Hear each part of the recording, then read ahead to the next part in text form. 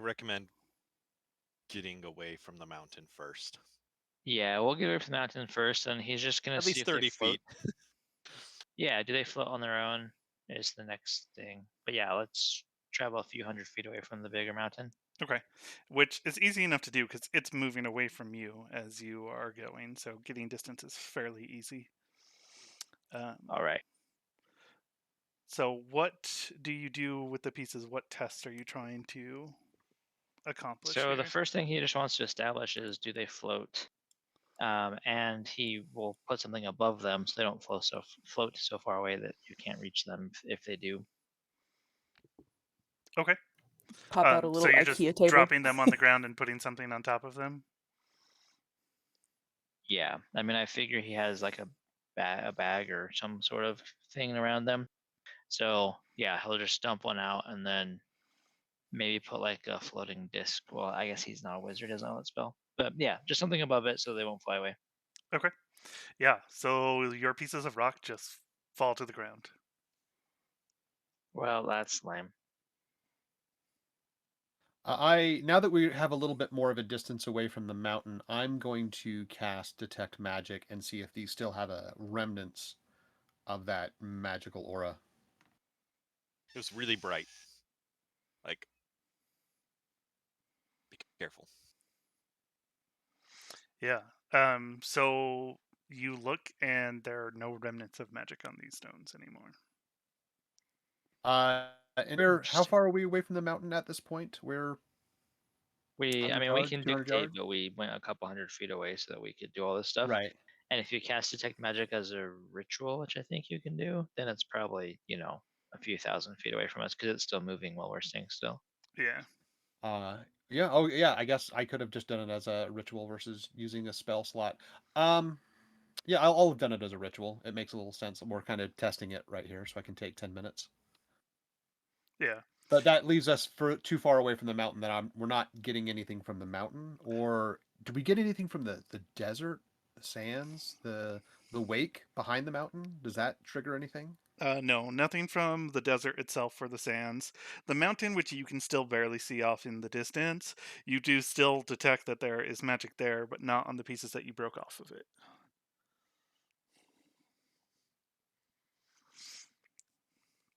It looks like essentially a glowing pillar just moving off into the distance. And I apologize. What was the school of magic we detected last time? Was it enchantment? Yeah, so it's mostly enchantment that you get.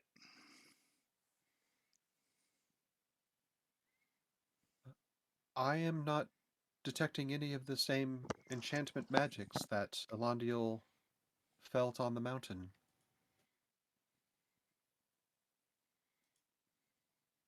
All right, this is probably kind of a gross analogy, but I wonder if it's like, if you take off somebody's finger, you can't say the finger is alive, but the person that you took it from is. So like you can't say the finger is full of life when it's removed, but until that point you could argue that it was full of life because it was connected to the person. You That the know, enchantment is more stationary to the mountain as a whole versus the collective parts of the mountain itself. yes, that the mountain itself is as a whole enchanted, but not like the individual bits that make up the mountain. I concur. Is there like can we sense a little more of the nature of like the arcane spell or the arcane enchantment that was cast on these mountains, or is there a way to discern that like none of this is potentially natural? It's since all the myths kind of say there was a wizard. Does this kind of cohesively add that element into more of a fact for us on observation? I mean, not necessarily a wizard, but there's somebody or something behind it that is very powerful with magic to create this. And from our observation of the stone and the two mountains that we've kind of looked over, nothing else is really giving us a sense of like the nature of the enchantment, right? Correct.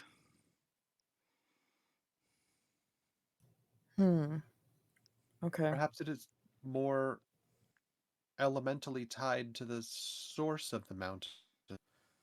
I'm wondering, since the wake of the mountains are flat, and there doesn't appear to be any depth protruding into the sands, I wonder when we get to the dragging teeth if we'll just find large, flat, stone sections of the ground where the mountains have moved from.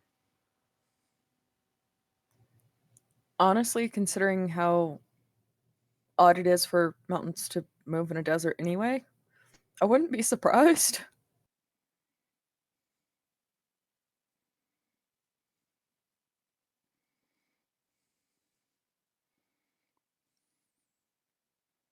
It is Well, almost every. perhaps this is a mystery to solve for another day. I concur. I believe we should still continue on to the source of the teeth. Yes, I mean, we can look for clues and things that might give us an idea of why and how. But I think standing here with samples is just going to give us a lot of conjecture and no real progress.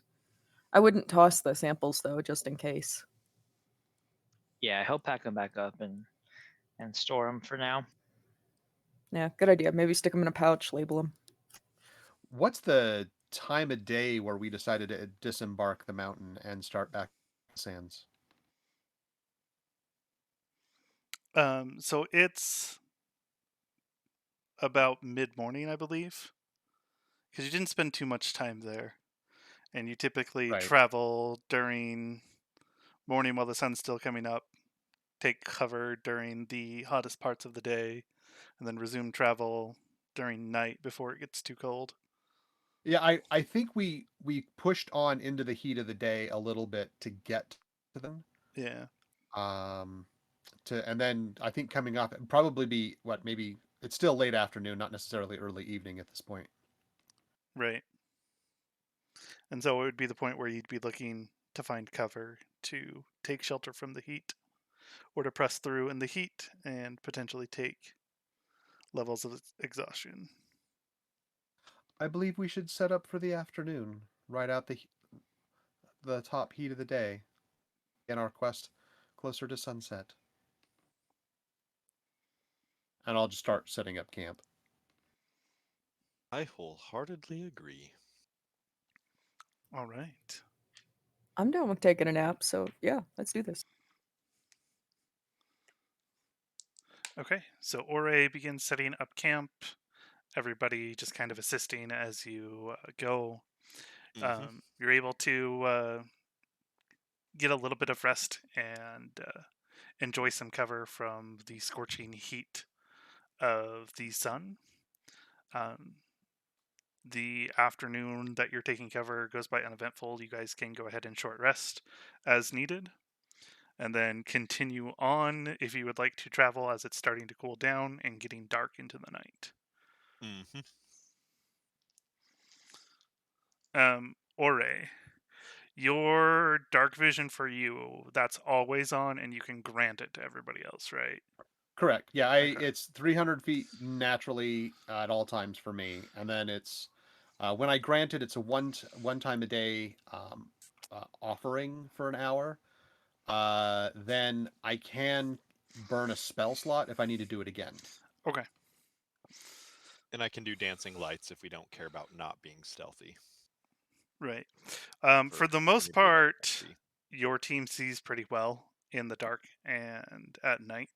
There are a couple of you that don't see as well, mostly Mizeki, but you're able to see in the dark. It just Ore has a lot further range, and that's what I was mostly concerned with. Yeah, I certainly work as a lookout while walking to kind of see what's coming up on us before they can see us if potential threats are out there.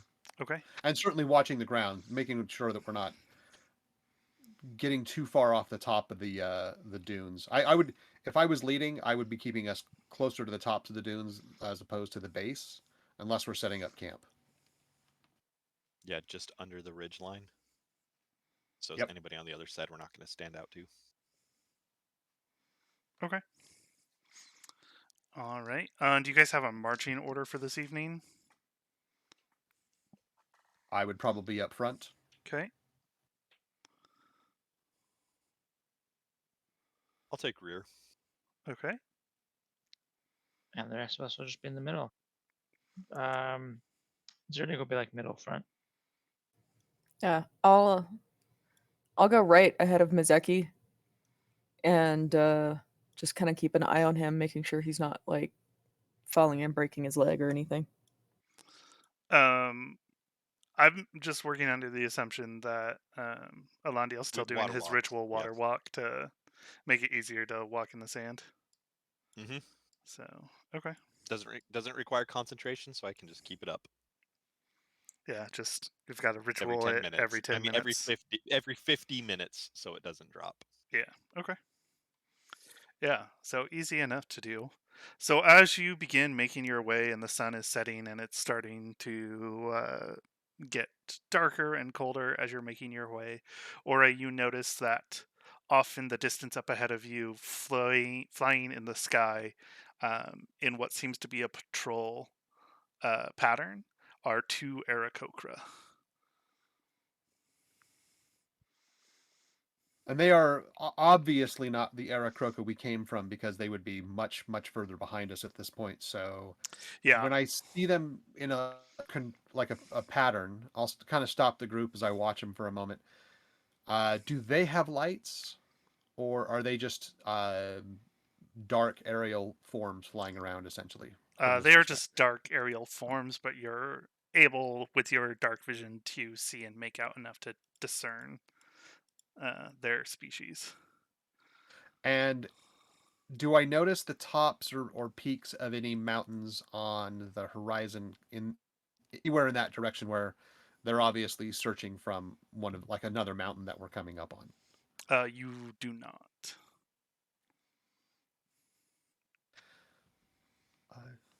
So there are Aarakocra. They appear to be flying in some sort of a pattern, a circuit, potentially doing a search, or just running as sentries. Should Do we? they look like the others we just saw? They look like Aarakocra. From this range, I don't know that I can discern any similar features or feather patterns. Should we proceed forward and ask them more about our journey, or should we be cautious and skirt around them, kind of give them a wide berth?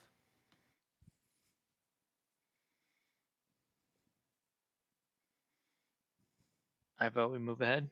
We've spoken to some of their kin in the past 2 days. Yeah, they were super nice. Agreed. Mizeki, would you like to get the lantern out? If we're streamed in light, it may be less concerning to come across us in the darkness if we're alit. Ah, I can take it for him if we need. I'll do dancing lights Okay. around us. So yeah, you're just doing the 4 separate, just constantly spinning around you. Okay. Yep. All right. Easy enough for you to do, and clearly light you up. As you do this and you cast a spell, and Zerdig, your range is 120 feet for dark vision, right? Let me double check. I don't think so. I think it's just normal 60. Okay, I wasn't sure if the dark elves got further or not in this edition anymore. I lose track of I'll everything. double check for you. Yeah, Okay. I lost track of it too. But Ore, you for sure can see them as these lights come up around you. The Aarakocra begin halting in their patrol.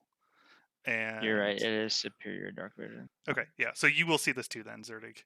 They're close enough for you in your range to be able to see them. Their heads turn and focus in on you. And Ore, you see one of them goes down for something around his waist, and another reaches back and pulls out a bow. I put a hand up in kind of the hello friends wave.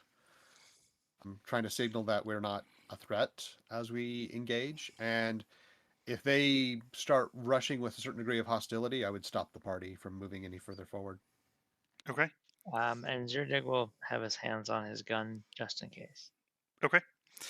So the one that was reaching down for his waist pulls out a horn and blows the horn, signaling for battle, just as the other releases an arrow.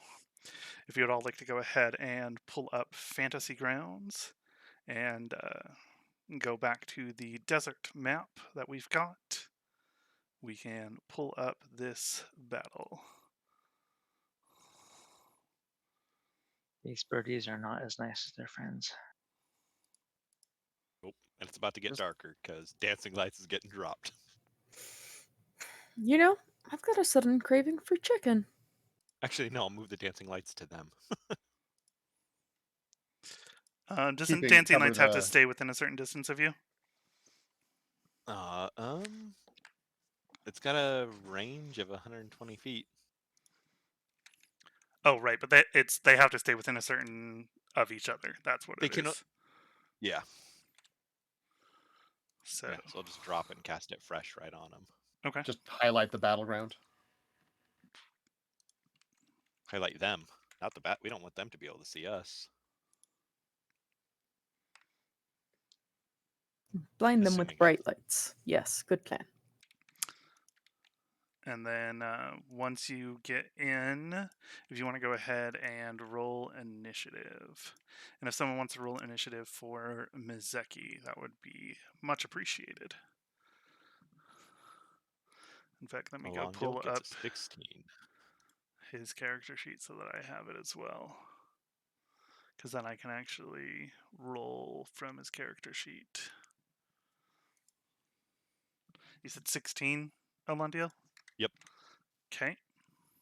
17. 17 for Sadzi. 14 for me. 14 for Ore. 9 for Zerdig. 9 for Zerdig. And did someone roll for Mizeki? Or I'm just about there. I can do it in just a moment. I should have pulled it up as soon as they said they weren't going to be here. Okay. Oh, apparently he has advantage. Good to know. 17. Okay. All right. So Mizeki and Sadzi, you are up first. Yay. And they're roughly like 120 feet, 60 feet, I'm guessing, or? So the Aarakocras are flying up in the sky. They are about 100 feet ahead of the lead of the party. So from you, you're 10 feet back from the lead, so they're 110 feet, and they're flying up in the sky about 50 feet high. So. Okay.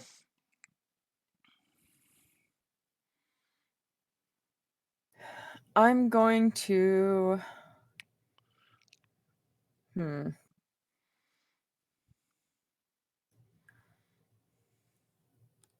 I'll actually point at one of them and send a message that we're travelers, we're coming in peace, we mean them no harm.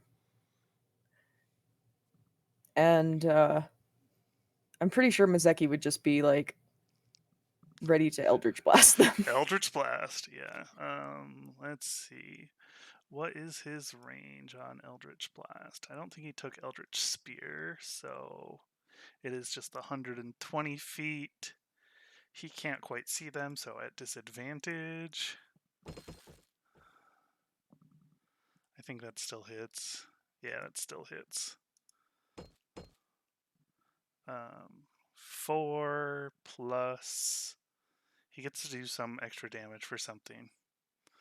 This is the problem of not knowing what you guys can do all the time. Is when I'm having to control you, I'm like, I don't know. All right, so he's gonna unleash Eldritch Blast, the one that shot with an arrow, and he gets 2 bolts. The first one connects, the second one does not. And then it is Alondiel's turn. You get no reply from your message, Satsi.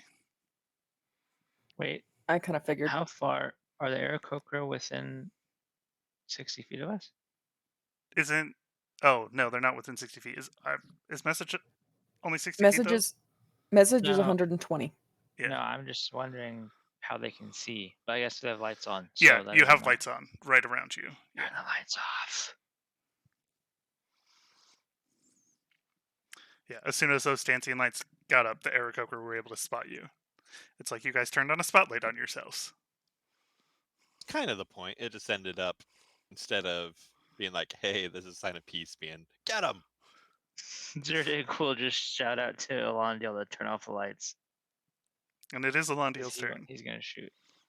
On my turn, I'm going to move the lights onto the birds. Okay. How far Right. can they move in a turn, the lights? I'll just drop concentration and cast it fresh as a cantrip.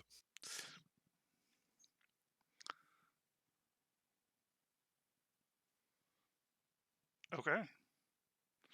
Do you keep them as 4 separate balls, or are you putting it into the humanoid shape? I'm going to keep it spread out because I only have the 60 feet, so I'm just going to like shotgun it up in their area. Okay.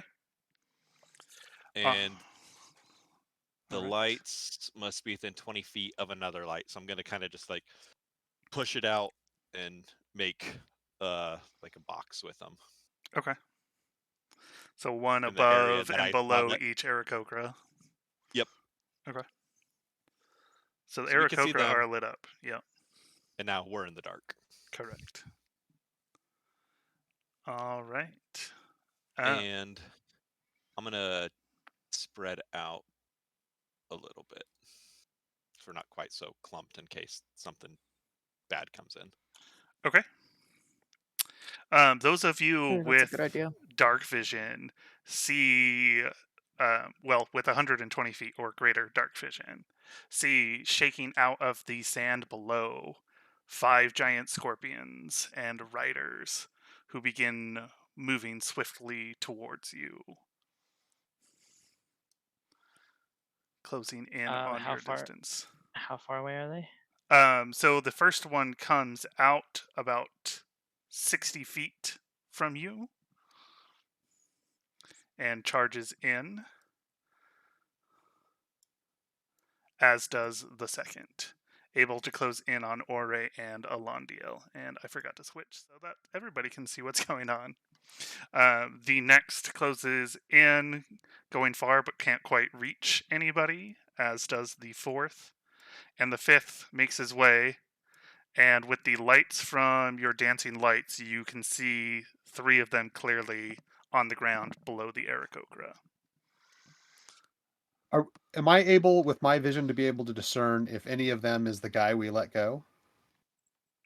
You can't tell facial features from this distance, but none of them seem to be wearing the same style of armor.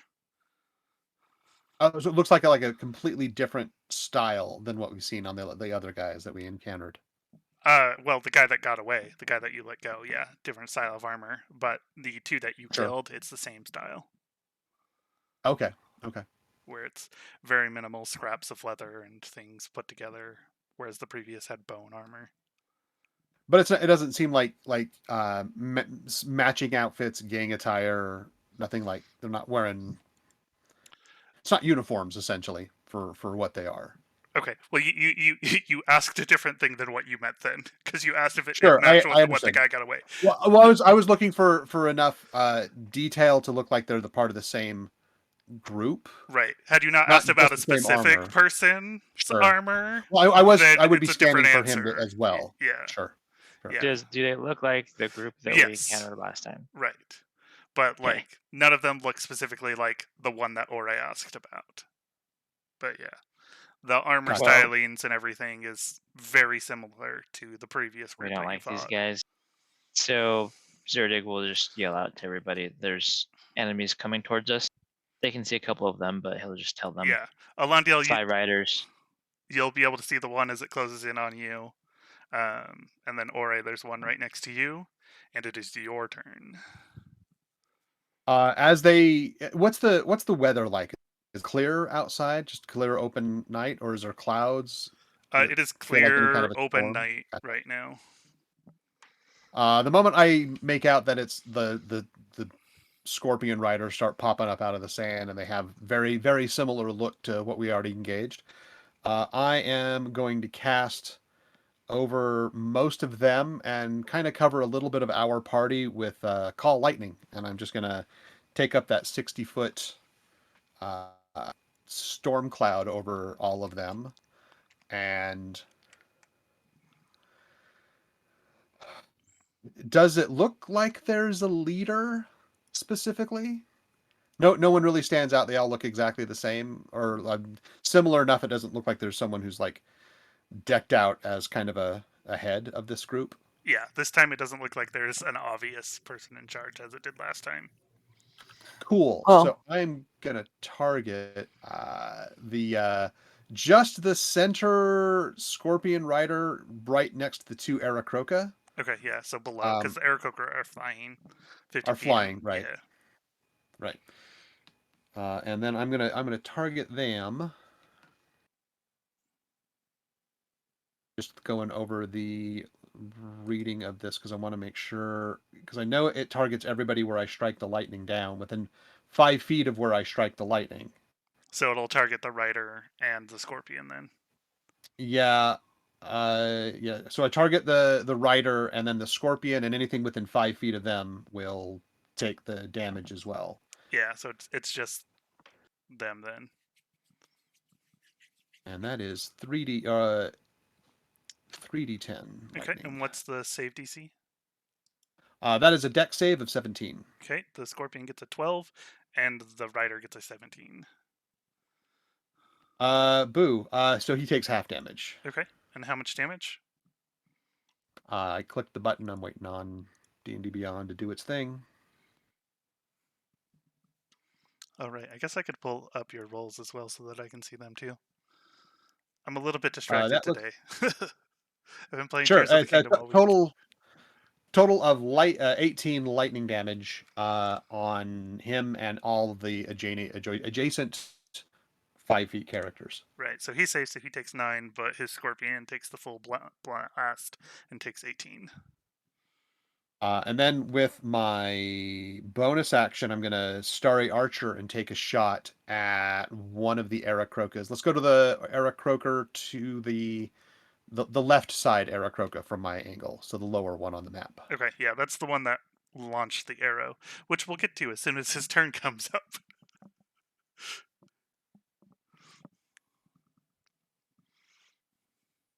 That looks like a 19 to hit. 19? 19 hits. And that is, 10 points of radiant damage to him. Okay. That drops. And then I'm going to... Oh, good. Then I am going to cycle to the other side Scorpion to kind of separate us from the party a little bit. Okay. All right. So he does get his arrow off before he dies. Sure. Because that was what initiated combat, but we'll see if it hits anybody. So it was just being fired in the general party direction at you as you were lit up. That is a total of 18 versus Zerdig. Does that hit you? It does, but Steel Defender reaction? That gives disadvantage? Yeah, but I'm trying to tell. I don't remember if it's... I just lost the feature. I can't remember if it has to be within melee of the attacker. Okay. Well, disadvantage is still an 18. It would still hit then. We did just rest. I'll just say the damage this time. Okay, you take 5 points of piercing damage. All right. The other is now going to fire an arrow, and it is now dark by you guys by the time he gets it off because he spent his turn initially summoning people. Still rolls really well. That is a 20 to hit on Zerdig. Zerdig will shield this time, so it misses. And then it is your turn. All right. Zerdig will assume that they can't see him because he's 120 feet away. So he's going to scamper behind Z2, take like a marksman stance, and then fire at that Aarakocra that just attacked us. Okay. Since I'm outside of visual range of it, do I get an advantage? Yeah, and it's lit up because of Alondiel's dancing lights. So Nice. you can see it Double clearly. nice. All right, 1 second while I do this then. That is damage. That's the wrong thing. 1 second. These guys are kind of hard to miss, so. All right, yeah, that's. I don't know why it didn't do advantage for me, but anyway, let me 1 second. 16. Yeah, He 16 has hits. triple advantage. Okay, and then the damage is 9. 9. Okay. Yeah. And then we'll do it again.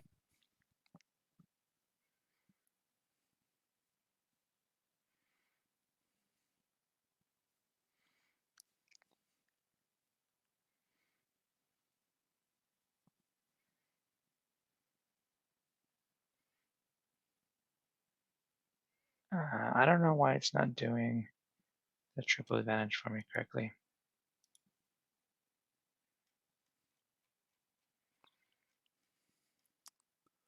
Yeah, I don't know. Mizeki's kind of our bot wizard that knows how to get that to work right. 23. Yeah, 23 hits. Okay. All right, and that will do 17 damage. Yeah, you obliterate that Aarakocra. Smoked him. Boom, boom. And then he will instruct Z2 to go, and he'll actually defend everybody. Can I instruct Z2 with a bonus action to hold his action to attack until something comes into range? I believe I can, because I use my bonus action to give him a command. Yeah, and so you just tell him to ready. Yep, that's fine. Yeah, so I'm just going to tell him to attack the first thing that comes into his melee range. The first and then enemy he'll be in. that comes into his Yes, the first range. enemy. Mizeki moves and Z2 just wallops him. Yeah. Yes, Okay. the first enemy, and that's my turn. Okay, and that brings us back to the top of the round to Mizeki and Satsi.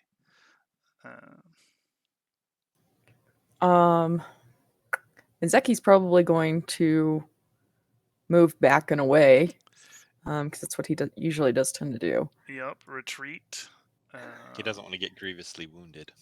No, We'll he come does down not. here and spread out because he believes again that's a good idea, as Alondiel demonstrated.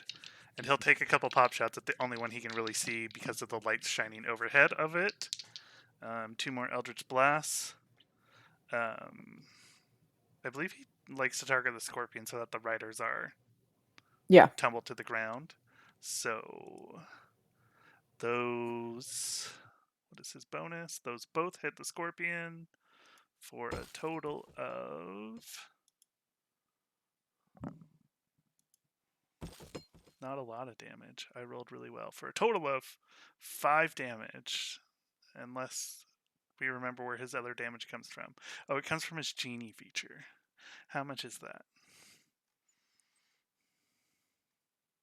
It's his proficiency bonus. He'll add that into one of them for an extra 3. So 8 damage to Giant Scorpion number 5. Okay. And that's Mizeki. And what about you, Satsi? Okay. So these giant scorpions are what, about 15 feet across? They're 10 feet across. 10 feet. Okay. All right. I would like to cast Fireball between the two in the northwest corner. About right where that circular blood spatter is. Okay. Because Fireball has a 20-foot radius. Right.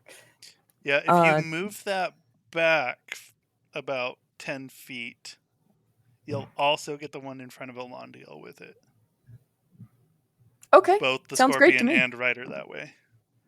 So, Yeah, I'm just trying to do how much damage can I do in one spell? That's all. fair enough. All right, let me start rolling dex saves Hey. for them. Okay. Can you target all of them, or is it just those 3 in the top section?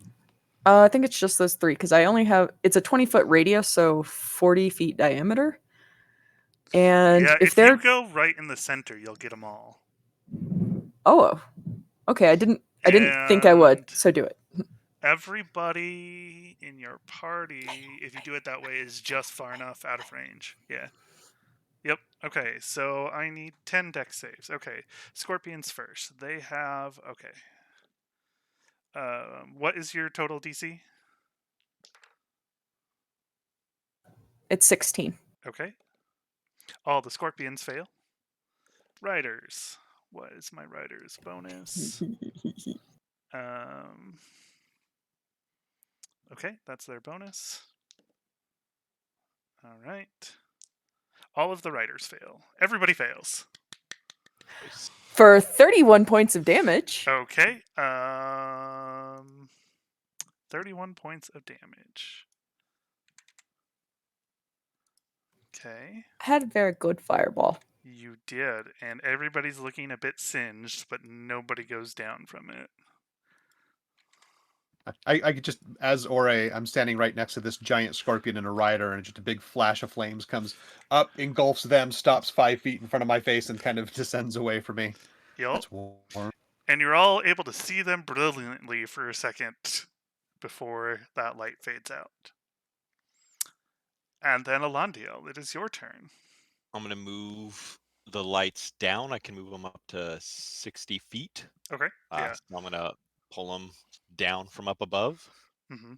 And as they descend, I'm going to look at the Scorpion Rider in front of me and say, Ardenwell walks with us this night, and cast Toll the Dead on him. Okay. And DC 17 wisdom. Yep. And you're targeting the rider, not the. Correct. Okay. He gets an 18, so he saves. Oh, that means he doesn't even take half. Dang it. Woo! Yeah, saving against cantrips. And I'm not going to retreat because I don't want a whole crap ton of opportunity attacks. Okay. So I'll stand there with my shield ready in front of me. All right. Well, in that case, both Scorpion and Rider are going to attack you. So let's do the Scorpion first. So the Scorpion goes at you with its claws. That's a 17 to hit. Miss. And then, well, that's less. And then with its tail, it attempts to sting you. That's a 12. So the Scorpion all fails. And the rider is going to swing at you with his big old axe. The highest roll there is a 10. So I believe those both miss as well. Your magic number's 18. Okay. Ore, same thing for you. Let's do the Scorpion first. So claw, tail. Oh my gosh. Oh, there we go. There we go. So the first roll was a 7. The second roll was an 8. The last is a natural 20 for a total of 24. That is the tail. This is for Ore. Oh, are you? I know. Are you checking within range for your Grave Cleric stuff? Yep. Okay. I think I'm fine. Are you? Oh crap! Are you within 30 feet of me? You are. You're exactly within 30 feet of me. That is not a crit. Yay! Okay. So does a 24 hit you then? 20 will certainly make contact with my lanky metallic structure. Okay, you'll take 4 piercing damage, and you need to make a con save. And if you have any advantage versus poison, roll that with advantage. I do have advantage versus poison. So.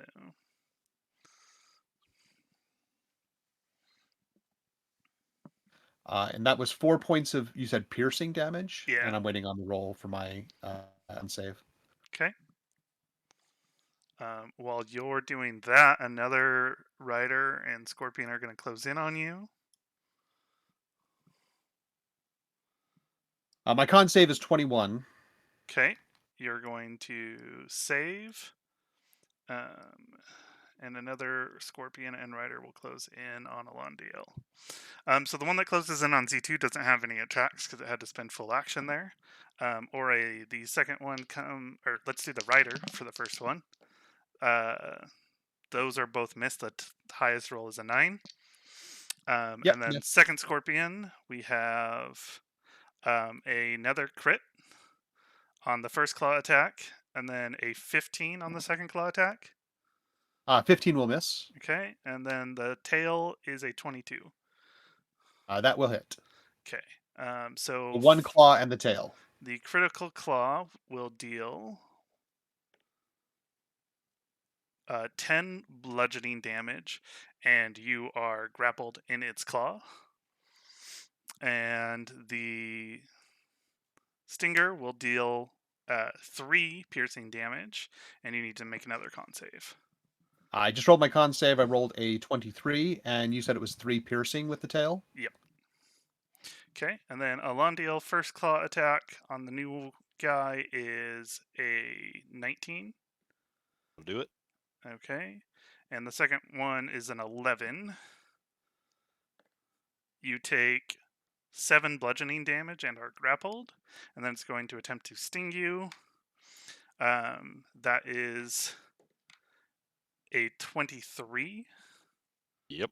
And you need to make a con save, and you'll take 7 piercing damage. And Z2 will take his attack now. Yep. Oh. Oh. He rolled a 27 to hit. Is that a net 20? You got a net. It's a 19, but I have the 19 to 20 crit thing. Does that count That for applies him for too? him too, yeah. I got a 4 on my con save. Okay. You take 18 poison damage. God. Z2 does 12 force damage to the scorpion in front of him. 12 force damage to the scorpion in front of him. Scorpion B. Oh, they're all Bs. But yeah, the one right in front of him. That's number 4. How much? 12. 12. Okay, he drops that one. I also rolled a con save to keep my concentration on the lightning storm that I'm doing. I got a 22. Okay, well, you need to make 2 of those. 2 of those, okay. And you do take half poison damage. I missed that the first time that I read that, so let me roll out your poison damage. So from the first poison damage, you take 8. From the second poison... I have resistance, so that's 4. Okay. From the second poison damage, you take 11, so 5. Okay. And then on my second concentration con save, I got a 24. Okay, cool. And that is all of the riders and scorpions. And it is now Ore's turn. I am going to bring a bolt of lightning down right between these two riders, their scorpions, just far enough away that it doesn't hit me, but it hits all 4 of them. Okay, so on their backside. On their backside. All right. 17. And it's another dex 17, yes. Okay. Both scorpions fail. Both riders fail. And this is 5 and 1. Oh, that's a terrible roll. It's only, looks like 7 points of damage. Okay. Hey, I mean, that's better than nothing, right? It's better than nothing, right? And then with that, I'm going to do my Starry Archer Blast. If I target one of the riders, is that still an adjacency for me? Well, you're in adjacency with them. It doesn't matter if you're targeting. True. It's going to be adjacent. disadvantaged no matter what I do. Correct. Whoever I target here. Who is looking the best out of these 2 riders? Out of the 2 riders look equally damaged because they've been hit with a fireball and a lightning strike both. So Cool. I'm just going to choose I'll go to the one to the left, and I'll target the rider to the lower end of the screen, and I'm going to hit him with my Starry Archer. Starry Archer. Okay. Roll that at disadvantage because of melee. Oh, that's a good disadvantage. That looks like it's a total of 11. Against the rider, that will miss. I figured as much. And then with that, I just get to stand here and get ready for their next bout with me. Okay, unless you want to run away. Nope, I'm not going to try and run away at this point. All right, Zerdig, it is your turn. So Z2 killed the scorpion that ran up on him, leaving a rider just there, prone on the ground as it fell off, and then both Ore and Alandiel are being ganged up on. Remind me, do we do flanking? We do flanking. Okay. We'll probably just put the gun away and go flank B then with Z2. Yeah, that sounds like a good plan. Is Z2 in melee with B? No, Well, that's a problem. because the scorpion was larger, so it triggered before B reaches melee range before the rider reaches melee range for Zerdig. All right, if I move Zerdig there, I am flanking with Ore, right? On the scorpion? On the giant scorpion, yes, yeah. Yeah. Okay, let's go ahead and do that. And then we'll attack the giant scorpion with the greatsword. So he's got that sling for his large rifle. So he'll just drop it onto that. Then he'll take the greatsword out and attack. Okay, and that's number 1.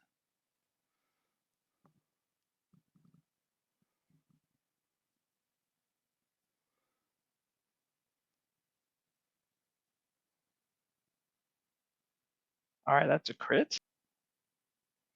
Okay. I'm fairly certain For you're going a to lot kill of that D6s? scorpion then. What's the total damage? 22. I didn't roll too good. Yeah, I mean, that's more than enough to kill that scorpion.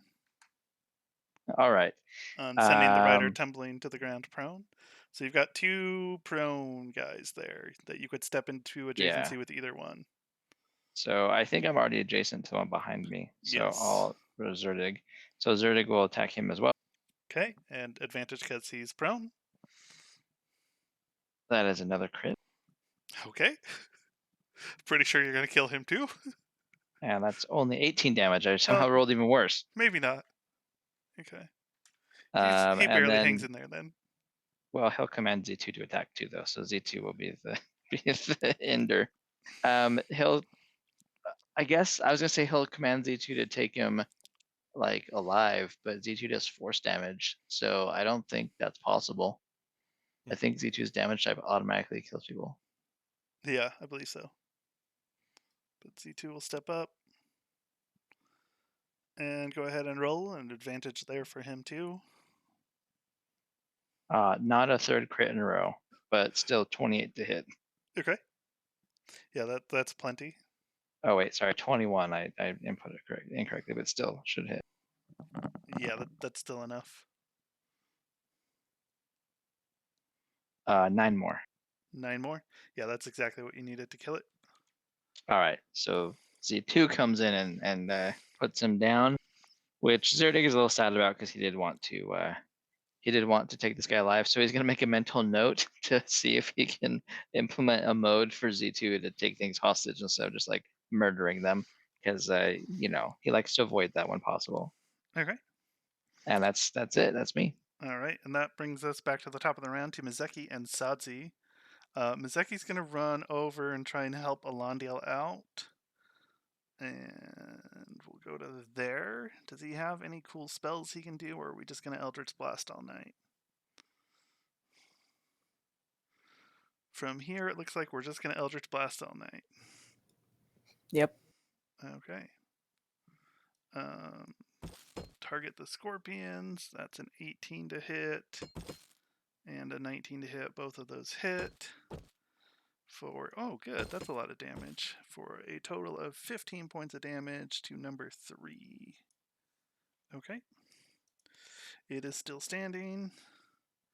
And Sadzi, what are you wanting to do? All right. I would like to first I should ask, which of the scorpions are grappling Alandiel? So this one that Mizeki just hit, number 3.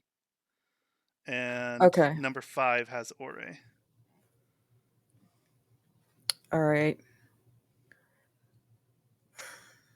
I guess I will firebolt at the scorpion currently attacking Ore. Okay. Go ahead and roll to hit.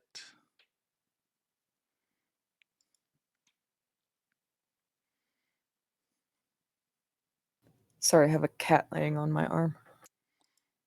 That does make it difficult to do things. I understand.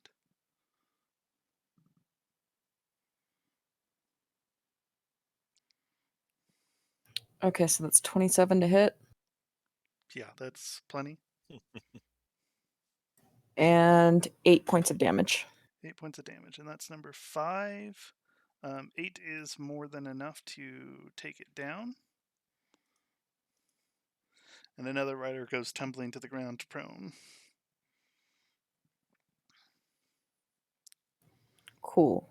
I don't think I have anything else I can do, but I'll probably move up to be a little more even with Z2. Just a couple feet forward. Okay. All right, Alondiel, it is your turn. You are currently Spirit being Guardians. decimated by scorpions and their riders. Okay. 4th level Spirit Guardians. Okay, so Dancing Lights goes out. Yep. Okay. I can see the guys that are in my face. Yep. All right, Spirit Guardians goes up. Anything else? Try and I'm break the grappled. grapple. I used my action to cast Spirit Guardians. Oh, right. Yep. So. Okay. What is the save and damage on Spirit Guardians? Because it is now their turn. It is a Wisdom save of 17. Okay. So the 2 scorpions first. 14 and a 10. The 2 riders next. Even worse. So everybody fails. And they're all gonna take. So this is 2 and 3. Oh, only 13. Roll 2 13 ones. damage. That'll kill the one that's grappling you. Yay! Oops. If I could type it in right, it will.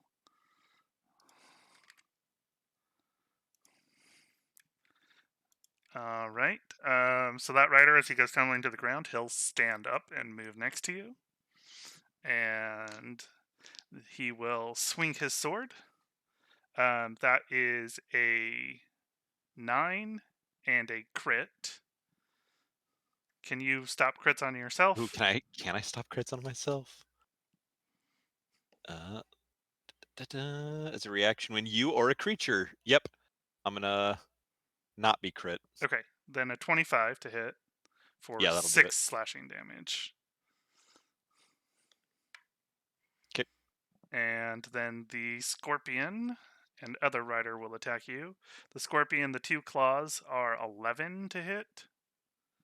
Haha. No. And the tail is a 9. And then the rider gets a 16 and an 11 to hit. All miss. Okay. Riders are going to stand up that are prone. One moves next to Zerdig. The other moves next to Ore. The one. What's Spirit Guardian's range? 15 feet. Oh, that's right. Okay. Yeah, they're outside of it. Yeah, Zerdig. The 2 against you. The first is an 8, and the second is a 21. The 21 hits. Okay, for 4 slashing damage. Okay. And Ore against you. That is an 18 and a 24. The 24 hits. Okay.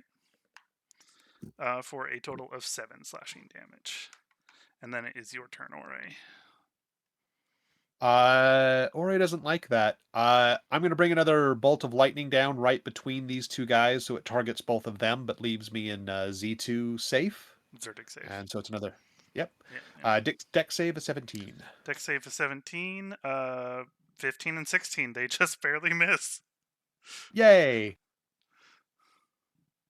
Um, They will take. and that's number 5 and number 1. 16 points of damage total. 16. Yep. Okay. Wow, those 2 have been hit by the exact same things every single time. And the other 3 things that are left have also been hit by the exact same things every single time. That's kind of funny. All right. They're still standing. They are still standing. I'm sure they're looking pretty rough at this moment, so yeah, they I'm still don't look gonna. very good at all. Yeah, I'm gonna burn the disadvantage shot of Starry Archer at the guy in front of me. Okay. And that one's number 5.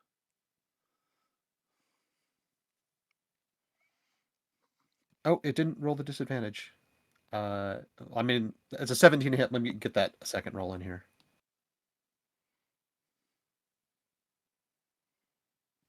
The low roll is 17. Yeah. Okay. So go ahead and roll damage. Oh, boo! It's only 7 points total. Okay. All right. He's still standing. And then it is Probably their pretty dude's miserable. turn.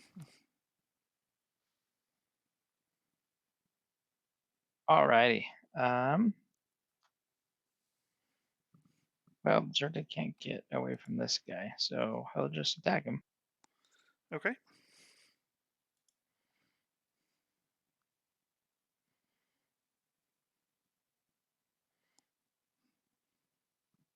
That's a 17 17 hits. for 16 damage. That was much better. Okay. That will drop him. All right. He'll do that non-lethally since his damage type will allow him to do that. Okay. Knocked And him then he'll run up out. to Ore.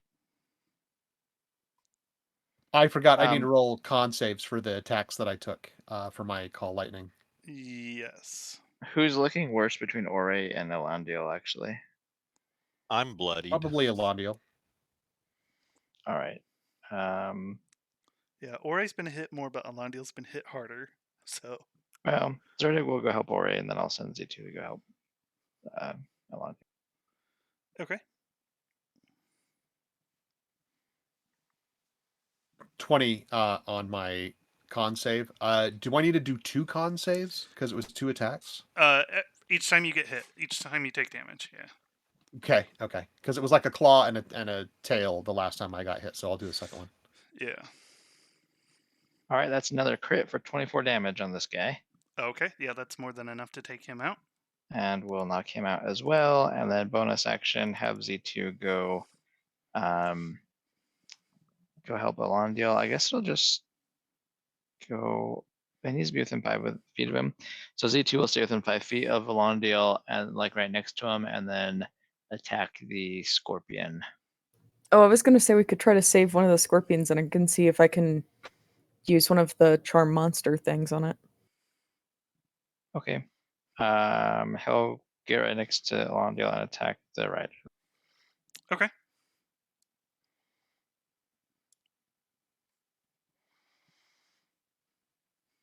Also got a That's 10 an on 11, that so last it'll con miss. save.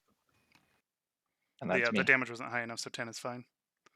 And Okay. it looks like you failed to roll that one with advantage. Don't you have Warcaster? I did roll that with advantage. Oh. It didn't. I rolled 2 5s. Oh. Weird. It just didn't show at advantage for me for a second, but that might have been because it just minimized before I saw it, so. It's fine. Yeah. 11 damage on that one, you said? Yeah. Okay, and that's number 3. Okay, he's still standing. Okay, and that brings us back to the top of the round to Mizeki, who will do 2 more Eldritch Blast at this guy. So let's see here. Did Mizeki take the improved critical, or do we remember what he took? Anybody? I don't off the top of my head. Let me see if he wrote it down on his character sheet.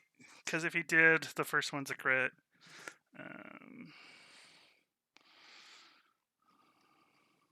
I want to say he did, but I don't remember. I think 100%. so. But yeah, I don't remember. Notes. Yeah, he did. Okay. So he gets a crit and a hit. So the first one.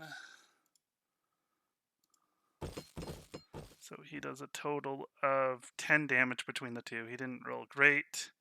And he'll add in, because he can do his proficiency bonus damage, which will be enough to kill this thing.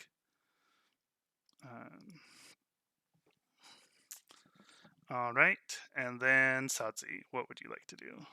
There's just the one rider and scorpion left, unless you want to kill two of the riders that Zerdik just knocked out. Eh.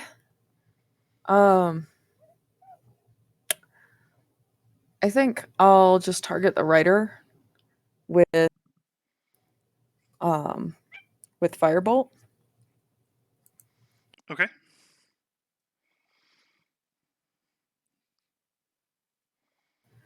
So that's 19 to hit That hits. and 10 points of damage. Okay. Anything else? I'll go over to Alondio and just like kind of back him up. Okay. Alondiel, your turn. I am gonna keep Spirit Guardians up, and I'll cast Toll the Dead on the Scorpion. On the scorpion. Yep, it's got a 17 Wisdom save. Okay. I was gonna try to charm the scorpion. The scorpion They gets hurt an me. 8. So it fails. How much damage? 16. 16. Okay, yeah, that's more than enough to kill that scorpion. Leaving just one rider still conscious, prone on the ground. Anything else on your turn? Nope. How much Spirit Guardians damage? Spirit Guardians damage is gonna be... And have it, because he got an 18 on his Wisdom save. Man. 9. So 9? 9's the non-halved. 9 is the non-halved, so 4. Keep rolling ones. Okay. All right. He will stand up and, in a last desperate attempt to, take somebody down, he's going to swing at you twice recklessly. The first attack is a 19. That hits. And the second is a 23. Also hits.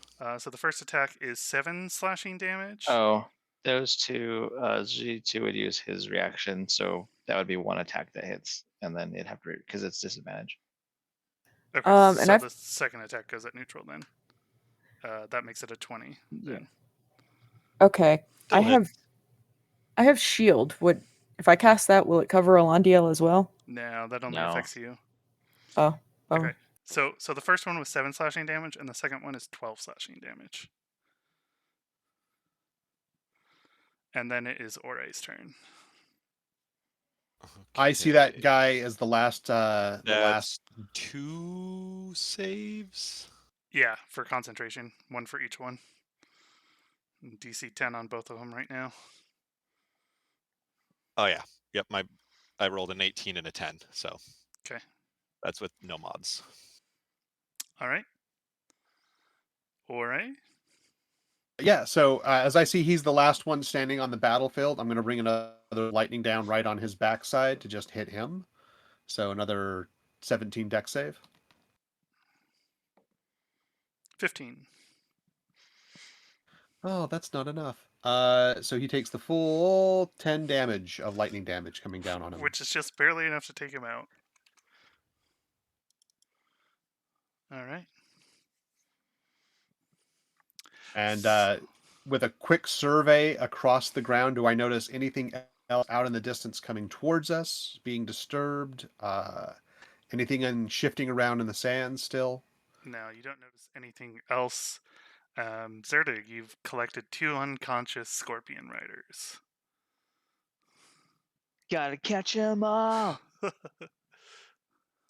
Okay, so we'll tie them up, I guess, and try and talk to them like last time. This time we won't challenge them to single combat, and just try and figure out what's going on. Like, this is the second group of folks that have just been like, we're gonna kill those guys without even talking to us. So they're not very hospitable. I mean, you were warned about the scorpion riders being one of the biggest dangers in the desert, so. We were. I'll Let's drop wake 'em up. spirit guardians so we don't kill them inadvertently. I'll Zerdik tries slowly, to like- save these guys, and the spirit guardians just murder them. I was waiting for will- Alondiel to move into their range. I noted where they were when you knocked them I unconscious. thought about it. I really did. I'll So, also dismiss the storm, and as it's like dissipating away, just kind of say to myself, "That was useful."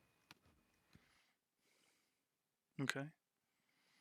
I'm lashing my tail because we have once again failed to capture a scorpion. But I'll help Z2 with the tying of said riders if need be. If it helps you feel better, at least this time you got some scorpion meat, whereas last time most of the scorpions got away. Ooh, yay. That is better. Okay, so as you are inspecting them and tying them up, you notice that these riders are not entirely human. They look like they've had some modifications done to them. What kind of What? Yeah, modifications? that's my question too. What?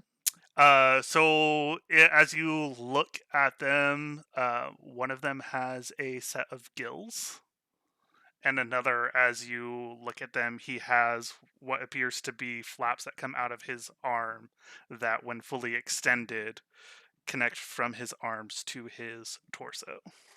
So he's like got flying squirrel arms? Essentially, yeah. Okay. Well, For those of you familiar with the races, these are Simic hybrids.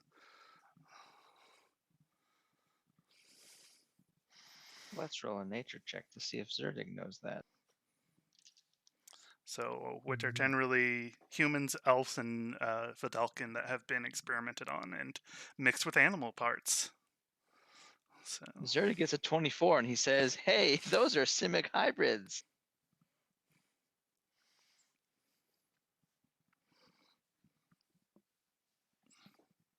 And everyone Where else did you- apparently just looks and wonders. Where did Puts you get those gills on somebody in a modifications? desert. they are still very much unconscious. Let's tie them up. My poor set of manacles got taken away with the other guy, so they don't have rope. Yeah, I've got rope. I'll hand it over to you when you asked for that.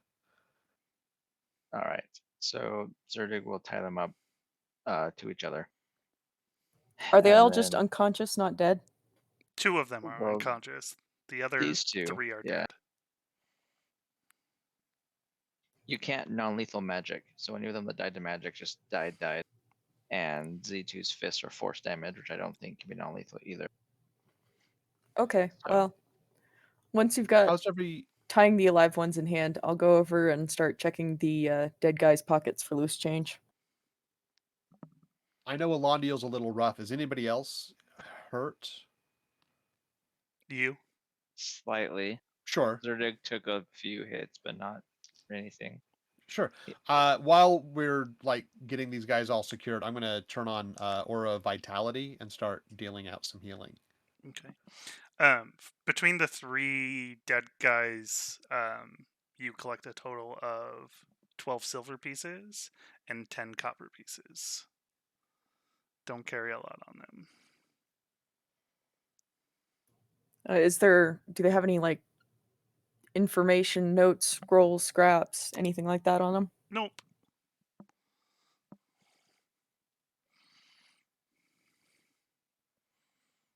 Alondiel, you get 8 points.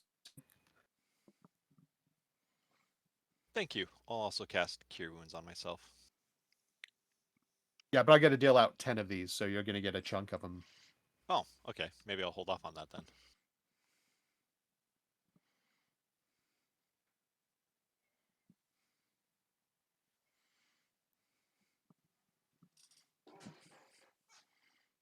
And then we'll wake them up once we've healed up and tied them up.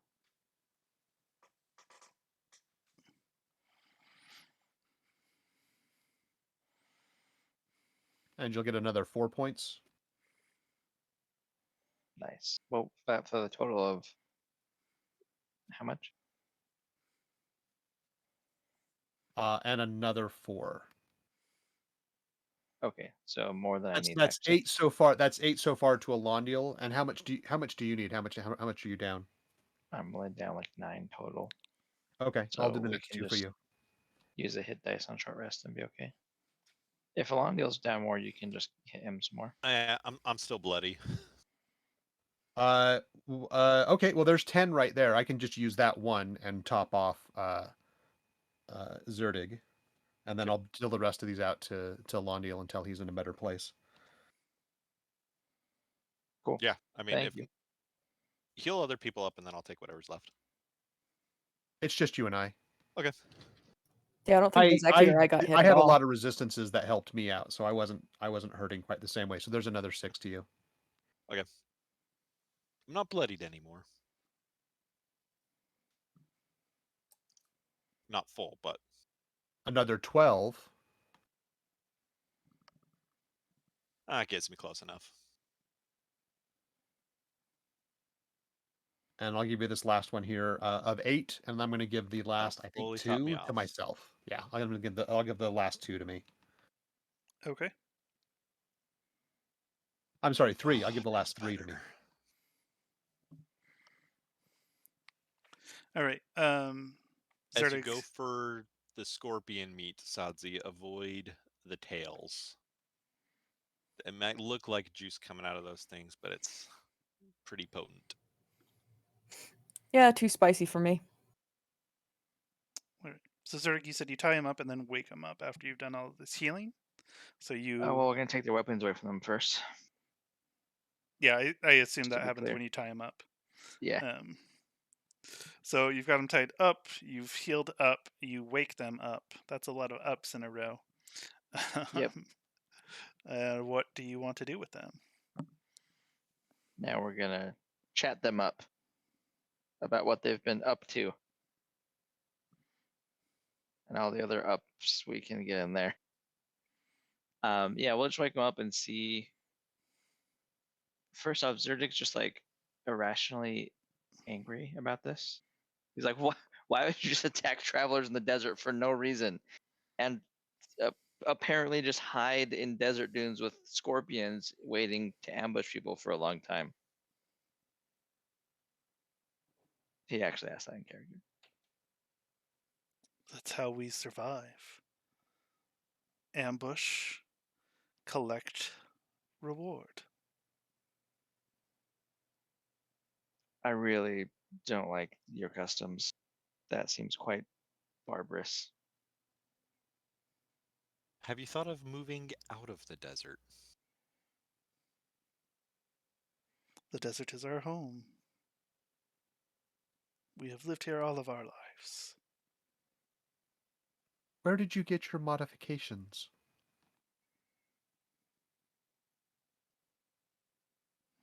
He turns and looks at you.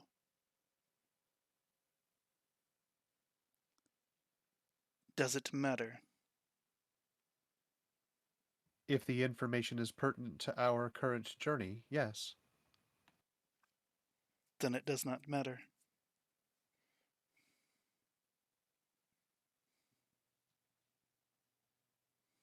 Yeah, These guys are at what, 1 hit point, right? Yeah. I think we'll be the judge of what does and doesn't matter here. You're kind of at a disadvantage to bargain with us. Just saying. Why would you need gills in the desert?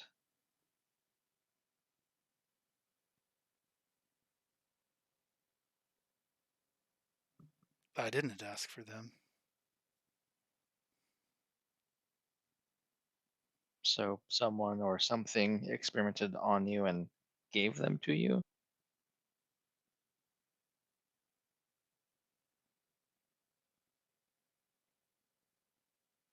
Yes.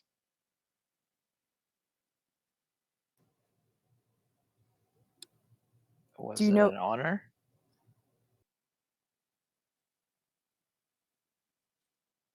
No. Who or what did this? It does not matter. Well, if Was they've it a- done it to you, they might do it to others. Sorry, Salzy, go ahead. I was gonna say, was it a punishment then? A custom.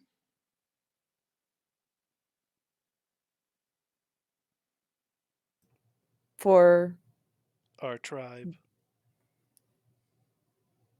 what? Like once you reach adulthood, you get a grab bag modification. You know, a random one. Yeah. If only it were adulthood. Did this ritual take place in the Dragging Teeth? No. We're nowhere near the mountains. Did you get these? Understood. Sorry. Did you get the modifications when you were still a child?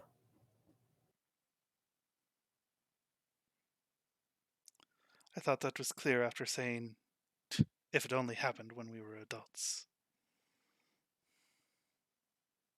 So I'm assuming it probably hurt. And your family also grew up with these modifications, I assume? He reaches up and kind of rubs his neck as you talk about the pain. Is he able to as he's tied up? Oh, right, he's tied up. Just instinct. You see him start to try and move. Just like it's the reaction when people start talking about it.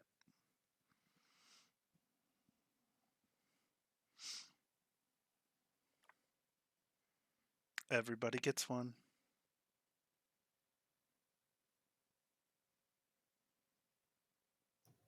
Charming. You're old enough to remember it, so you're probably a child, but not yet like an adolescent or an adult. Is your tribe nomadic, or do you have a specific spot that you call home? You have to be nomadic in places like these. I mean, which goes back to my prior point. Like, if you're already moving around, why stay? The Where you desert can- is our home. But It's also your grave. Needlessly.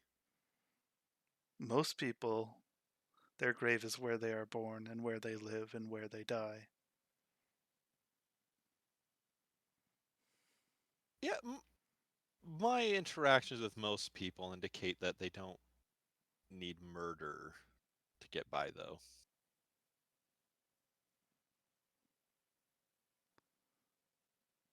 Speaking of where you live, is your tribe's encampment nearby? like they tell us. No. Do I think he's So you- lying? Make an insight check. I was going to kind of allude the same way. Can I make an insight check as well? Yep. Yes, 25.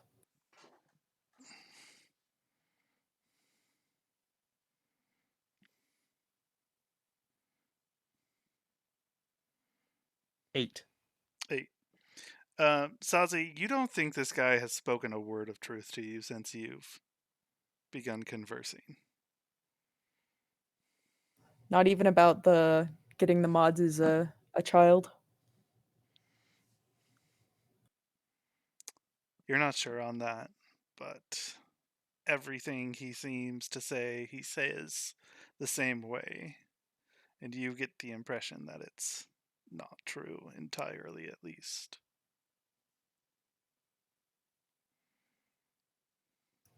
Okay. I'm probably gonna snort when he says, "Oh no, there's no camp near."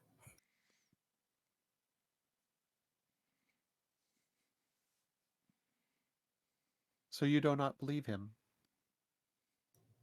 Nope. Think about it, Ore. Even if they were camped nearby, why would he lead us to them? I did not believe he would, but I was going to infer, and I looked down at him. We let another one go yesterday, and now we are ambushed by more of these scorpion riders. I was just trying to discern if it was related. I do not believe these two should be let free.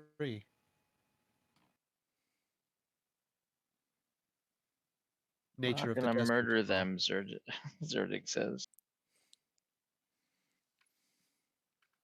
don't have to murder them necessarily.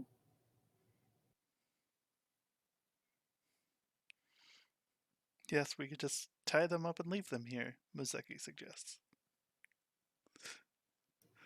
Mizeki would probably have them like hogtied or something. Because he could. Does anybody We know can come- message? We have a few people that know the message cantrip, right? Yeah, so I tried to Yes. use it on the Aarakocra. Yeah, although I guess it doesn't help if we're literally standing next to them because you have to whisper as part of the component. But Zerdig will have Z2 stand guard because he can knock both of them out at this point, and then motion for everybody to come over in a little group huddle, and we can whisper together for our plan. But wherein he will suggest that we do set them free, but then we track them because that's how they'll lead us back to the others. That's a Well- valid option. While I like this plan, how many of us have actual like good stealth to be able to do this? Mm, Out of character, mine's +3. So I mean, Okay, mine's +6. Does anybody know past that trace? I have paths for that trace. Hang on a second here. Maybe I have this prepared. Let me just double check. Yeah, I recall. I thought you had used it a while ago. I did, but I don't know if I have it. I don't have it prepared. I don't have it prepared today. Well, it is the. Well, I guess we did just wake up, though, huh? How many hours has it been since we woke up? Well, that was a it's short been rest. most of the day. Yeah, we did Yeah. a short rest. Yeah, because Yeah. you kind of break things up and you do your long rest at night as it's getting super cold before the sun comes up. So let's do our long rest, and then you can prep your spells, and Zerdig can as well. You can prep past that trace, and then we can, have someone stand a guard over them all night, and then deliberate, air quotes, and then decide to let them free, and then go follow them. Yeah, that sounds like a good plan. All right, I volunteer to track them. Sure. If we want to split up, then I volunteer to be either tracking them and letting you guys know, or I can just be the one guiding us. Where we are in the sands, is there a decent enough place in the dunes where we could, I don't know, get to the other side and kind of watch where these guys are at? So if in the morning we decided to essentially let them go and hopefully they'll lead us back to their encampment, is there a good enough place where we can kind of set up a vantage point to watch until they moved on? Yeah, you can definitely get one, but that's assuming that they're going to move in a direction that you can see from there. Like there are a couple dunes, and so really you'll have to pick once they start walking. But I have greater invisibility, so y'all could pretend to stand there at the camp and keep talking while we let them go, and I can follow them. Doesn't greater invisibility only last 1 hour, 1 minute? It's normal invisibility lasts an hour, I think. Oh yeah, you're right. But greater that'd be- invisibility isn't broken by attacking or spells. Yeah, well, I mean, I could just go up on the dune, wait for y'all to release them, and then go to just the other side of the dune if they're heading that way, go invisible, and then start following them.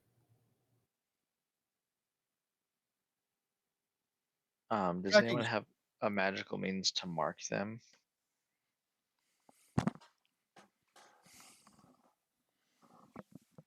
Does Hex allow him to track? I think Hex makes it so he always knows the direction they're in or something. We could look it up real quick.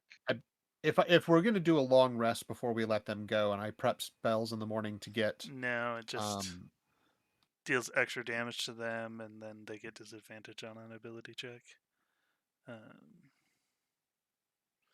And increasing the spell level increases how long he can concentrate on it. Because I could, if we do a long rest, I could also take on like locate person, which gives us 1,000 foot radius, 1,000 foot distance, something along those lines. So if we're gonna like follow them quietly from a periphery, I could kind of keep track of them that way as well. For locate object? Locate person. Oh, locate person. Locate person, I think, is also a spell I can do. Yeah, that's true. You can just do that. And then, I mean, you can still prepare patch without trace, but you probably don't even need it at that point. You just let Well, them free and then locate person on them. probably After is 3 good to hours. do both, because once I cast pass without a trace, it's not a concentration. And then locate person, just so we're following him at a very specific.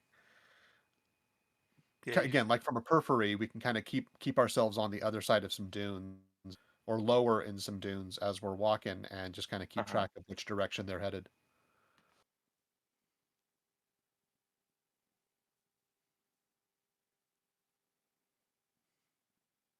Okay, I just want to clarify one thing before we go with this.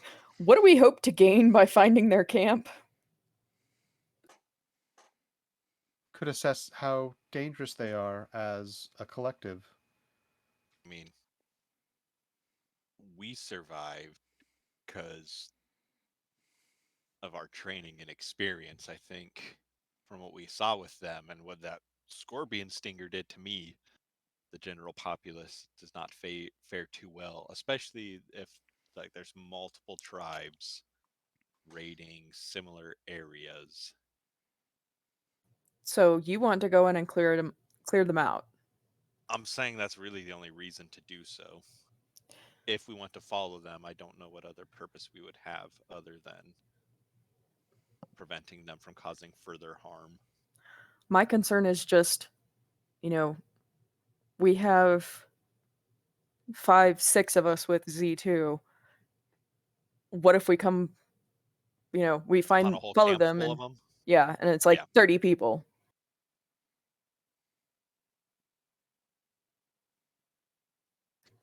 Certain guy gets a thoughtful look on his face and just says, "Well, if push comes to shove, you're all really good at killing things." I mean, aside from putting the fear of Otterwell in them, I think we've got a more pressing matter with the Thrykeen. And getting to concur. the mountains, the Dragon's Teeth, quicker. But it I doesn't think hurt to let them know there's people out there that are capable of standing up to them. And I mean, that how many people does it take to deliver a message? 1. informing of metaphorical? the location of their encampment, then potentially the island of Nest or Ist should be aware of where they're potentially striking from, and if we are able to discern numbers of how many there are in the tribe, may be good for the locals to know that. Also would help us to know where in conjunction in the desert we're headed versus where they may be able to strike from. Though I feel there's more than just a single tribe out here of these scorpion riders. Oh yeah, from the one that we let go, he was very clear that he said his tribe and not all. And these ones are wearing armor made of different components than he and his. So I wouldn't be surprised if this is a completely altogether different tribe. I mean, you're probably right. I just don't want it to take away from our mission with helping the Thrycreen and their mountain. But maybe if we're lucky, there'll be an oasis or something, and we can mark it on our maps or whatnot. That was my curiosity as well, is if there's something discerning about where they've set up camp that could be stationary for other inhabitants' understanding of the area. Location of note. Yeah, I'm kind of wondering because how, like, the husbandry of these scorpions, if they require, like, are they able to like incubate the eggs while they're Breeding running pens. around, or do they need to have like a stable nest or what?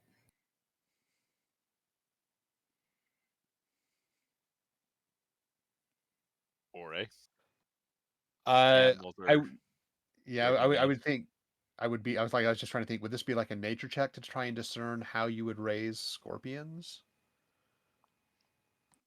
Or investigation, maybe? So nature would apply the most here in the situation. Yeah, so I'll nature check. Natural one. So, oh no, 7. I apologize. So a total of 12. Okay. I got a 15. Okay. Yeah. So are either of you proficient in animal handling? I am No. not. Okay. So neither of you have a great idea of how to raise animals to begin with. You just have the kind of working theory of what you know of just the knowledge of creatures and beasts, which I tried to combine into one word called beachers, apparently, as I was speaking there. I like it.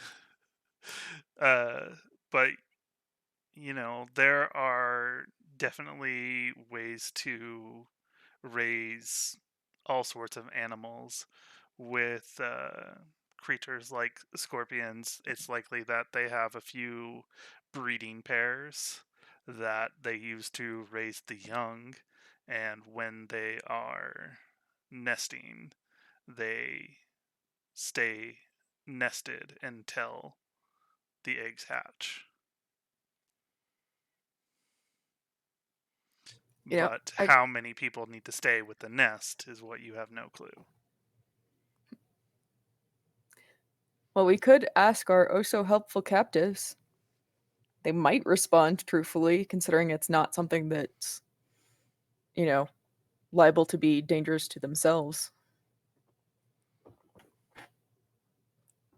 So, if I can, I'd like to go over and be like, I am curious about your scorpions. Please tell me how they are raised.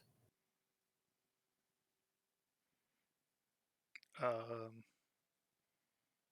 they're given to us when we're children, and we take care of them and learn to ride.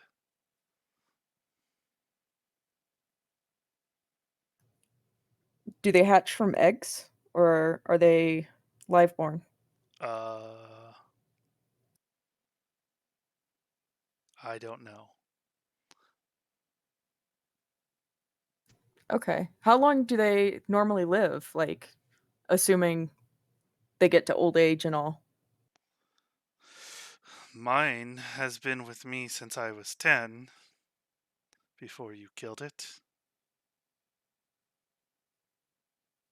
And he just kind And of you're looks how at old now? you. I'm in my 20s. Okay. We are sorry for your loss. However, your chosen profession as a scorpion rider and abandoned amongst these sands does put you in a line of danger to which you and your scorpion were always at a certain degree of risk. Is there anything in particular that you might want from your scorpion's body? I mean, I know this sounds kind of gruesome, but I know some people like to keep like a lock of hair of their deceased pet, things like that. I don't know that scorpions have a lot of body hair. Some chitinous plating. Yeah, I mean, it was more like, do you want me to go like see if I can find something on him or find some little bit, like maybe a little bit of chitin, or I don't know. I'm trying to make a nice gesture here. Right, right. And instead, you're just making kind of a disgusting one. Yeah. My bad. Perhaps we should just take our rest here at this point, since we'll be soon coming up on the coldest part of the evening. Yeah, you still And have in the morning, about 3 hours before that point. We could continue on for a few more hours before we set up camp and just leave them as is, or we could set them free. Or And we I could look down cook at him. dinner. Or just bonk them and then leave. That way they'll be unconscious and we don't have to worry about them. Well, if following that us is the immediately. if that is the course of action, I just look down to him and I'm going to cast sleep on the two of them. Okay.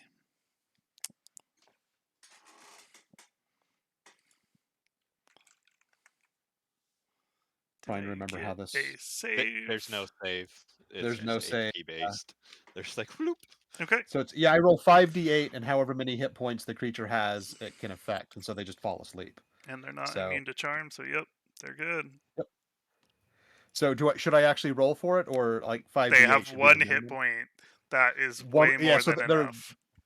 So they just both collapse out. I'd say like let's keep their hands tied, untie their feet, and then let's just walk away from them for 3 hours. Yep.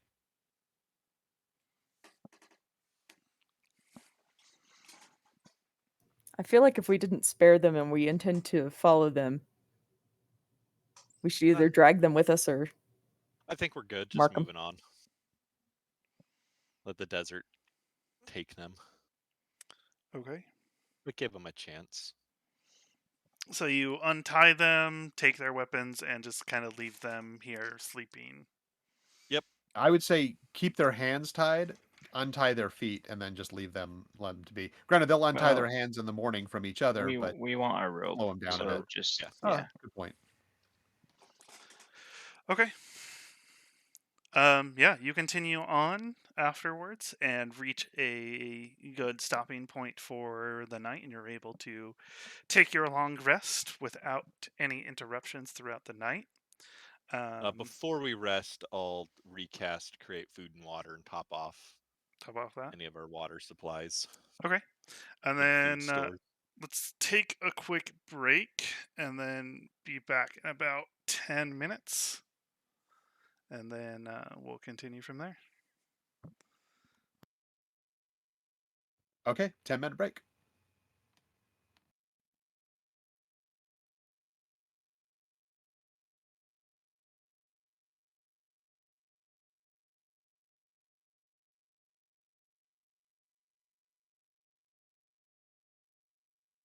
Bum, bum, bum, ba-dum, bum, ba-dum.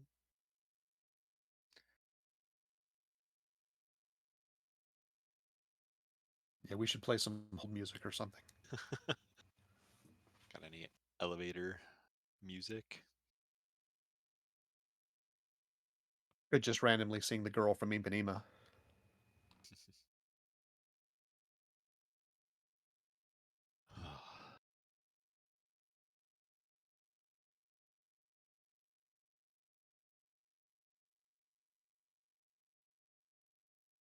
Man, that was fun. Both times I rolled double ones. I was like, I got 48, and I rolled 2 ones on both of my 48 rolls. But yeah, my damage rolls with those lightning bolts were so terrible. I think I rolled one that I think I had 2 3s and 2 1s. And that was the one where somebody saved. No, I'm sorry, it was 1 1 and 2 3s. Yeah, I was below average on both rolls. But it's okay. It was an AoE, which is what I needed. So is there any other cleric AoE spells? For cleric, you should have some pretty good ones. I thought That about depends on using, your domain. I You're a almost grave used cleric, right? vampiric touch. Yeah. I was gonna be like, heal me. But I'm like, oh, that only does 1, and I've got 4 things attacking me. I should probably Yeah. do damage to all of them. The nice thing though, that spell lasts, right? For like a minute, so you can keep using it, which is Vampiric kind of touch. cool. It's also concentration. Yeah. Yeah. All my good ones are. Yeah, I mean it's hard to go wrong with the classic of like spirit guardians, spiritual weapon, Hmm. and then your normal cantrip or attack. If you got the 2 turns, you get Spirit Guardians up, and then you Spiritual Weapon attack with your bonus action, and dodge is your main. So everybody's got disadvantage against you. So you got to come into the circle, take damage, half their movement speed, and then their disadvantage on hitting, which makes it that much Yeah, easier that's to keep concentration up. pretty crazy. But again, with the clerics can't dodge as a bonus action. So can any class dodge as a bonus action? Yeah, monks can for 1 key point.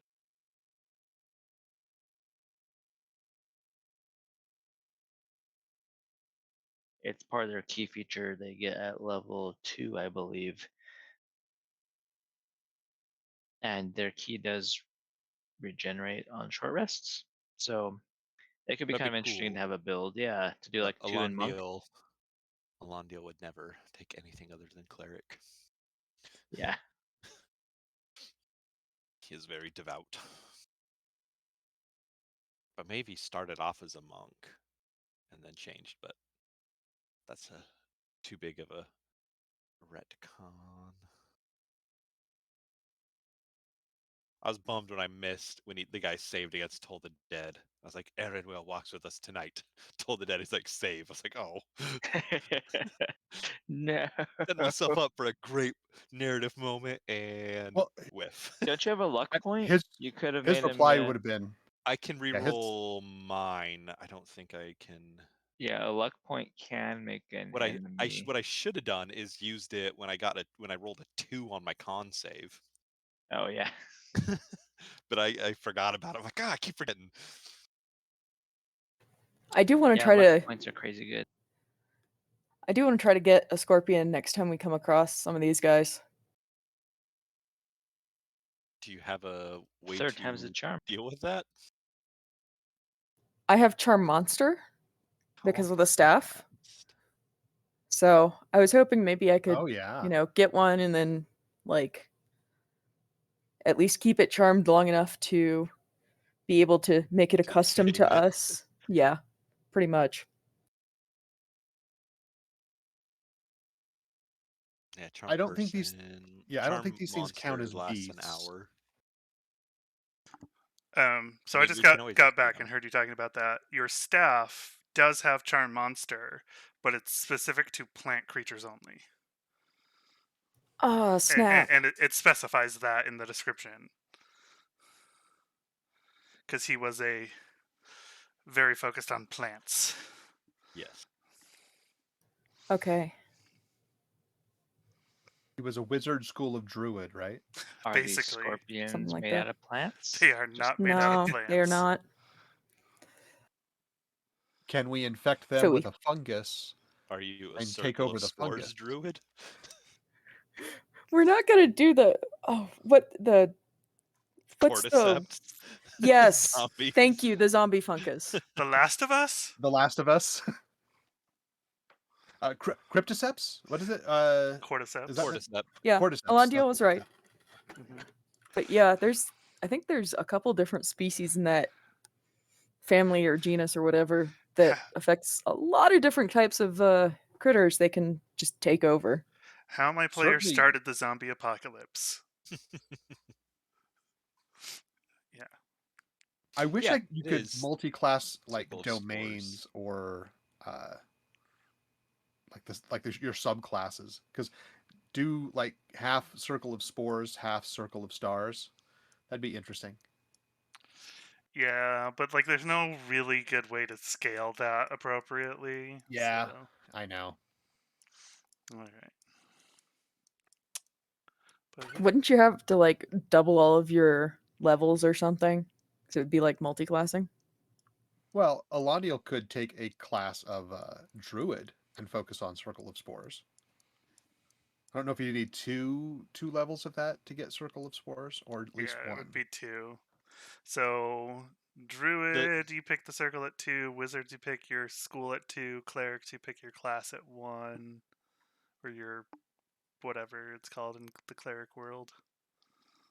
Most things you pick it at 3. Order. Domain. Yeah. So Yeah, the other thing you might be able to convince Elendil to multi-class into would be Paladin. Otherwise, he's sticking to his duty. Do you have a the cleric. necessary prerequisites to multi-class into Paladin? Don't you need like a Probably- higher strength? Probably not. My strength is trash.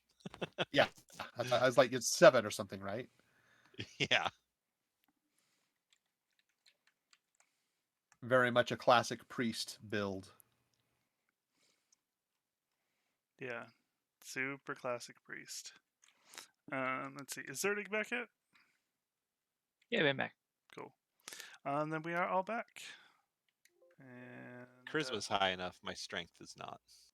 yeah. I was gonna Gotcha. say you need a 13 in whatever abilities are required for the multi-class on any particular class. So, Yeah, my charisma is and just enough. you also but my need a strength 13 is- in whatever class, whatever it is for the class that you're in to multi-class out of it. So Mhm. Yeah, wisdom for a cleric, but that shouldn't be a problem for Elendil. yeah, but like if you Got it. ever Got that like fixed it. make a character Wait. and then don't give yourself a 13 and that class's main stat, you can never multi-class out of that Yeah. until you get to the Yeah, 13. like the strength wizard. Yeah. Strength wizard can never get out of wizard. So, okay. All right. So you guys get your long rest in, just as the sun is coming up and the world begins to warm again. You may set out for further adventure on this day. What is No, today's a your chill day. plan? We're just gonna kick it. We'll make like a little I mean, you talked about little that. chill house. Chilling and then going and tracking the people. Yeah, but but we you left did, them and walked yeah. for But you left and hours. walked 3 hours away. So Yeah. that was the ultimate trick. They'll for sure lead us there now. They'll never expect it. Abandon them and go away, like way away. I mean, the I'm- range of find person is like 1,000 miles, right, or something like It's that, or 1,000 100 miles. feet. Oh, well, that's not nearly as good. Yeah, No, it's not. yeah. If they're not within 1,000 feet, you fail to find them. Congratulations. All right. So what's your plan for the day? So we just did get keep our moving, long rest right? at this point. You did get your long rest in. We Okay, just keep let's- moving towards the coast. Yep. Okay. Still heading slightly north as you go, or are you going to focus Yeah, on ki- west? Kind of west northwest. Okay. Okay. All right. You guys continue making your way through. As it's getting closer and closer to midday, you see brewing off in the distance a massive sandstorm heading in your direction. You estimate that you have about half an hour before it reaches you. I suggest we potentially dig in and try and hunker down for this. Maybe settle us a little closer, deeper into one of the dunes, or between dunes. Are there any like rocky crags above the sand that we No. can see? There aren't any here with where you're at. All of the rocks in the desert are the moving mountains, and so it's just sand for miles and miles with a few cactus here and there, but not many places for cover. You just kind of have to make your own with your tents and things. But yeah, setting up against the side of a dune is possible. Like like sand anchor the tarp in, and everybody like hunker close, and let the sandstorm kind of bury over us a little bit, and then just kind of pop out of the sand, all mummy style. Hopefully. Okay. Who is setting up and anchoring the tent? Ore would certainly be trying that, and I would assume someone would be helping. Okay. Guidance. Go ahead and just give me a d20 roll, and since guidance, you can add a d4 to that.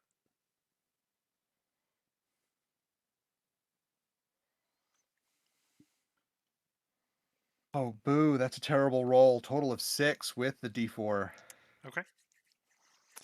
So you're pretty confident that you've gotten it set up the best of your ability, and you all Could I do hunker. that with advantage? I'm sure the team's helping out set that We up. should have our artificer, the guy who knows about putting things together securely, take a look at it Yeah, he can help out that. and review the work. He doesn't know much about above ground tents though, because he's from the Underdark. Yeah.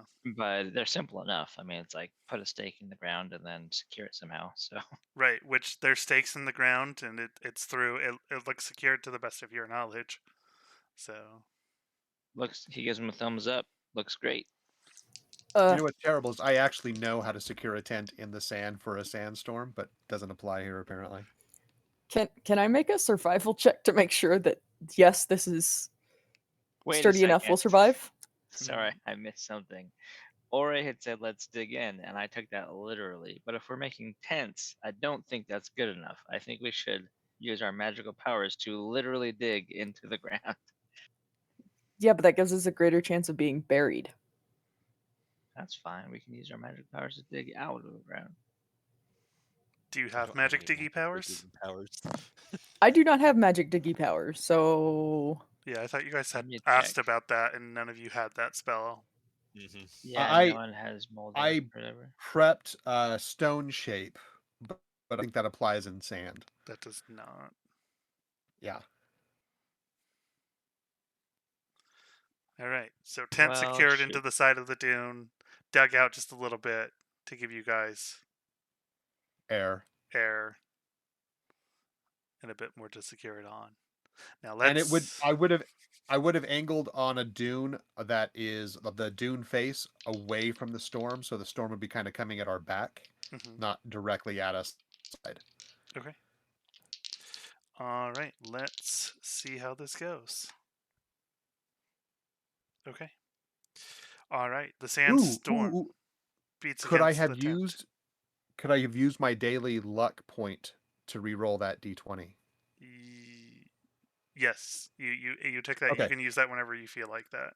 So Then I will re-roll the d20. I'll keep the d4, which is only a +2, so now it's a total of 4 instead 14. of 6. Okay. Yeah. Hey, you more than doubled your. Oh yeah. Yeah. Okay. Um. All right. So the sandstorm comes and beats in on the tent, and you can feel as it's passing through the stakes starting to pull away, and the tent starting to go, but it manages to hold as you feel the weight of sand causing the tent to cave in a bit on its side. And then as the wind and the sand dies down and the storm passes, you're able to get out and inspect. And the tent is a little bit damaged, but repairable with Yeah, just a bit of mending. Yeah, I have mending, so if I see like damage to the tent, I'll just start repairing any rips and any fraying of the ropes and cables. Yeah, and I can help you with that. I have mending too. right. So it's a good thing you asked about that luck point right before I rolled, because I rolled, and with your secure before, you would have lost that Right. tent. Well, that was the thing is like I was just so unhappy with that roll. I'm like, me personally, I know how to do this right. So it was just kind of sitting uneasy with me. I didn't Yeah. like the idea that Ore couldn't do this. I was like, all right. And it is, as the storm passes, the point of day where you normally start to take your break. You're about an hour behind on travel because you had to stop and wait for the storm to pass.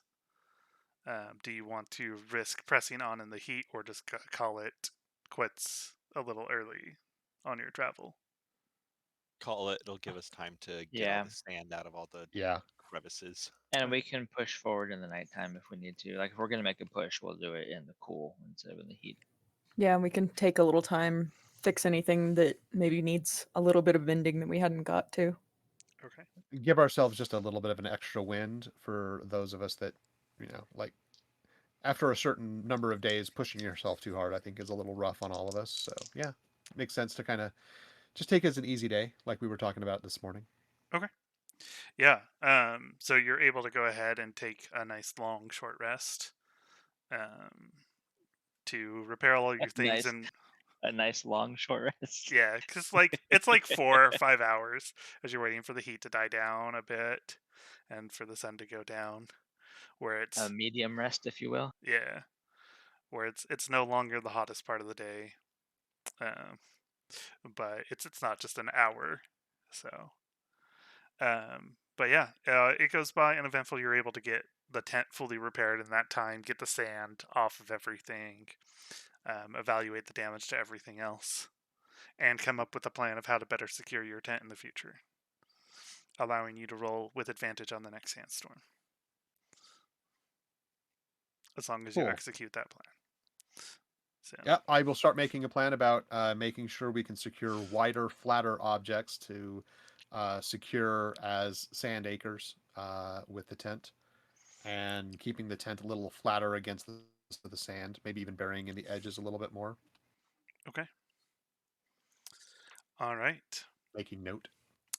At the end of your short rest, as it's cooling down, you're able to continue on traveling. You get about an hour before the sun fully sets, and it starts to really cool down as it gets into the night. All right, let's press forward to the Jagged Teeth Mountains. Dragging teeth. Yeah, those ones. Yeah. Okay.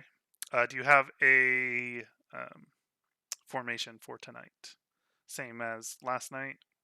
Same as last night. Yeah, in Ore front leads the with pack. his ridiculously far dark vision? Yep. Okay. All right. Far dark vision, good survival, Okay. and crazy perception. You continue on pressing on through the night. It seems to be uneventful until it's getting to the point where it's cold enough that you're like, we should set up camp to have a little bit of heat and take your rest for the night.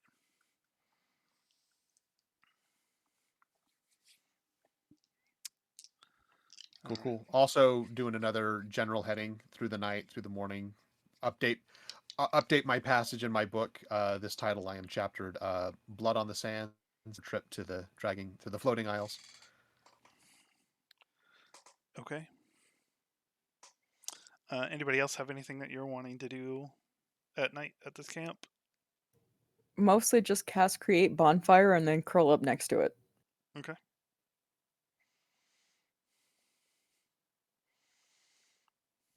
All right.